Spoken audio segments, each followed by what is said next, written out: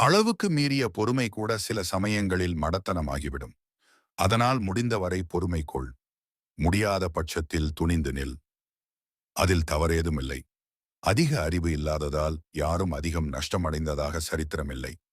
ஆனால் பலரது கஷ்டங்களுக்கு மிக முக்கியமான காரணம் அவர்களது கவனக்குறைவுதான். எதிலும் கவனத்துடன் செயலாற்ற வேண்டும். விழி திறந்தால் கலைந்து போகும் என உணர்ந்தும் கூட மீண்டும் விழிகளை இறுக மூடிக்கொள்ளச் சொல்லும். சில கனவுகள் தூரத்தில் தெரியும் வானவில்லா தொலைவிலிருந்தே இரசிக்க கிடைக்கும். சில நினைவுகள் நிஜங்களை விட கனவுகள் சில போது இரம்மியமாக இருக்கும் என்பதில் பிழையில்லை. நினைவில் கூடு கட்டியிருக்கும் உன் சித்திரத்தை களைத்து விளையாடுகிறது. ஜன்னலுக்கு வெளியே பொழியும் கோடை மழை. இத்தனை பெரிய வாழ்வில் நாம் சேர்ந்து பார்க்கும் ஒரு மழை நாள் இல்லாமலே போன துயரத்தை கிளறி விடுகிறது.